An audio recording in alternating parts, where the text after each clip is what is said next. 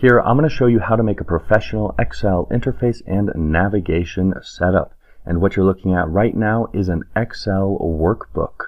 But it doesn't look like one and it doesn't feel like one. We can go to another section, which is actually a worksheet. And the buttons are going to highlight for where you are, as well as the title and all of the data updating. And what we have here is a data table that sits behind a pivot table, that sits behind the pivot chart and the slicer. So everything here works. It just looks much better. It doesn't look like a workbook. And here I'm going to show you how to set this entire thing up, including the VBA that's required and the macros. And this is one of the many things that you will be able to do on your own once you take my full VBA course that takes you all the way from beginner to intermediate level and to advanced, with over 50 hours of content, over 200 video tutorials, and 200 downloadable Excel reference files that allow you to jumpstart any project by copying and pasting the code directly into the file. It's a great course that's going to allow you to automate your tasks in Excel and make your Excel working life a lot better. And there's a link to that course below this video, so check it out. Now, let me go ahead and clear this out, and let's start from almost scratch. This is what we're going to start out with, a basic Excel workbook, and get everything set up how you want it to be set up. Every single button here is going to be a different worksheet tab. So make sure that you have your data, your tables, everything good to go, and everything working. And then up here, it's just a little bit of formatting. So we have one row with some text formatted nicely, and then 3 buttons. For the buttons, go to Insert, Illustrations, Shapes, and let's go for a rounded rectangle. And just make your button however you want. And then we can begin typing. The dashboard, go to Home and the Center. And once you have everything looking how you want it, just copy it, Control-C, and paste it in a few times. Change the text, and if you want to align it correctly, go to Shape Format, Align, and Snap to Grid or Snap to Shape. And then what you can do is click this guy, go up to Shape Format and Shape Fill, and just make it a darker color. So do that for every single page, dashboard for dashboard, or worksheet or tab, control for control, and data for data. So now we are getting the visual setup working, and what we have to do is make it so these buttons work correctly and get all of this other Excel interface out of here. I'm going to go ahead and delete these guys. And let's go to the View tab and remove the grid lines. Pretty much everything else is going to be done in VBA. But you can already see how we have, if you go here and remove the formula bar and headings, a pretty nice interface. And you could leave it like this instead of removing everything if you wanted to. So it still looks like you're in a workbook basically. But that's not the point of what we're doing here. So we can go back to the View tab, and you can add back the formula bar and the headings if you want, but it doesn't matter at this point. What we need now is some VBA. Let's make some macros. So Alt F11 to go to the VBA window, and let's go to Insert Module. And the first 2 macros, I'm just going to copy and paste them in. This one right here is called Hide All, and these settings are going to hide pretty much everything in the Excel interface. Now let's go ahead and put in the reverse, so one that's going to show everything. And basically we just change false to true in order to make this macro for all of these settings. And if you want to download this file to get all of the code in this video. And I'll put a link to that file below this video as well. And even though we won't be using this show all macro, you want to have it in here for testing purposes at least, because we're going to be removing a lot of stuff, and you may want to be able to put it back in so that you can more easily update your file later. Next up, let's make a macro to hide specific worksheet elements. So some of the things that we're going to be hiding are workbook wide, some are specific to worksheets, and this one is just going to help us tidy some things up.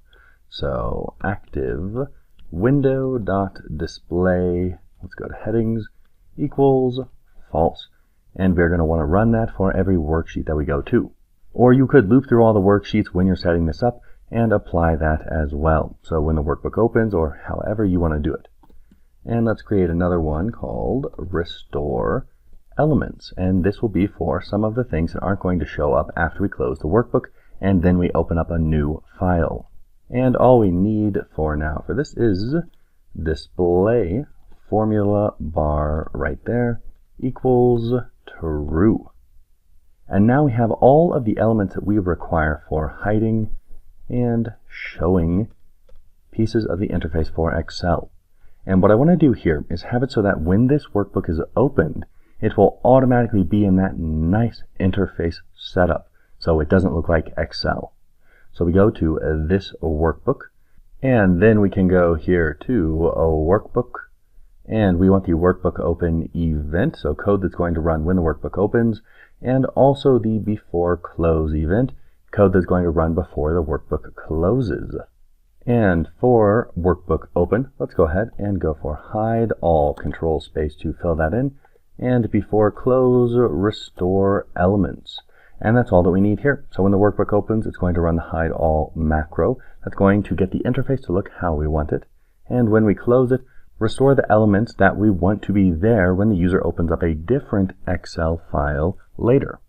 Now let's go and make the code, the macro, the procedure that is going to allow us to navigate between the worksheets. And we're going to call this guy Worksheet to Show. And we are going to give it an argument. Well, let's go with by val. Those of you taking my VBA course know why we're doing that. It makes it a lot easier to make more robust code, because VBA is a goofy language. No point in me explaining all of the reasons for it right here, but the full VBA course has that. So let's go ahead and create some variables first. How about the worksheet that we want to show? And we'll make that a worksheet. And let's go ahead and make a generic worksheet variable because we're going to be looping through this guy. And now what I want to do is I want to get a reference to a worksheet, but I want to allow for some errors there because of the way that we're going to reference the worksheets. Notice there's an argument here. Where am I going to call this guy from? So we'll get to that in a moment. And then once we've avoided errors, let's make the one that we care about visible and hide all the others. So what we want to do here is set WS to show equal to this workbook dot worksheets and name of the worksheet. But what happens if they give us the incorrect name? Well, we're going to have a nasty error that's not going to help anyone. So let's go ahead and go on, error, resume, next. That's going to avoid all errors, but we're only going to do it around this line. So on, error, go to 0 to reset that so that if we have any other errors, they will trigger the regular error handlers. And now just check if we have a worksheet to reference or not.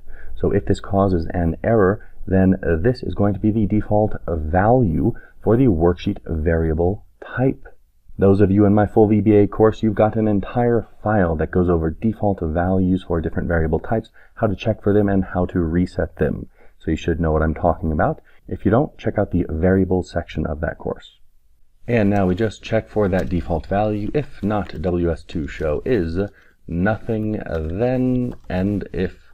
So if we get to here, then we have a worksheet to work with. So let's do something with it. And what you want to do first is to get the worksheet that we care about and make it visible. So we will make it Excel sheet visible. Then let's just loop through all the other worksheets, make our life easy using a loop, and hide them.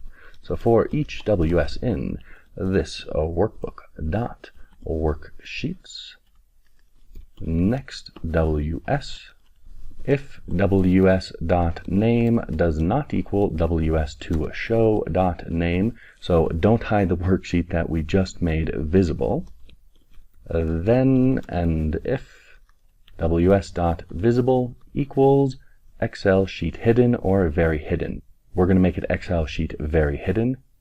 And we are pretty much good to go. But the last thing that I want to do is to make sure that everything is actually hidden from this worksheet. And this has to do with the headings that are going to be set individually for the worksheets. So hide worksheet elements. And that's it. It's actually a very, very, very simple macro. There's not that much code involved. It's just a few different things that we have to connect.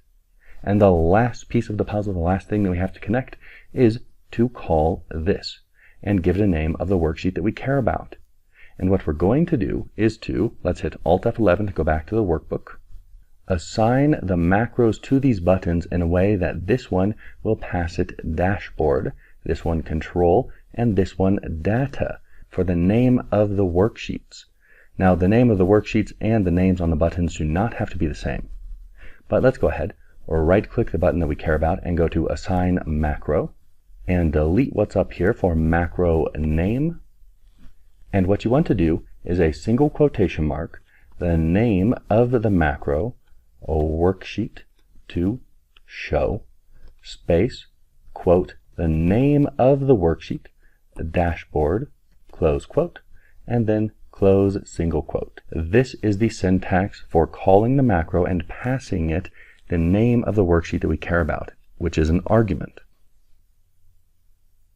Then we can hit OK and go ahead and do it for every button in the workbook. This will take some time, so what I recommend that you do is you copy and paste it into another program, get everything set up correctly. Then you can come in here, click, and delete everything, and Control V. Very, very easy. And the same for data. Right click, assign macro, and paste that guy in. Now everything should be working. All you have to do is to save this file, close the workbook, and then reopen it. And once you do that, you've got this. A nice, neat visual setup so it doesn't look like you're in an actual Excel workbook. And if you want to go even further, what you can do is to protect everything so that the user cannot change it, and then make it so that this cell out here, or all the cells, they can't be selected. So you could have this disappeared under the pivot chart. They can't click out here, so it doesn't look like a workbook, it doesn't feel like a workbook, and the user can't mess anything up. Now, I'm not going to cover how to do all of the protection and all the automation related to that in this tutorial, but in my full VBA course, there is so much more, and I show you how to take something like this and make it even more amazing, and how to make it work for your situation. So this right here is just a few of the things that I show you in my full VBA course combined to make something visually appealing. But this is by no means the limit of what you can do. So I highly recommend that you check out my full VBA course, and I'll put a link to it below this video. As for this tutorial, that's all there is for this. Now, if you do want to download the file for this tutorial, I will also put a link to it below this video as well.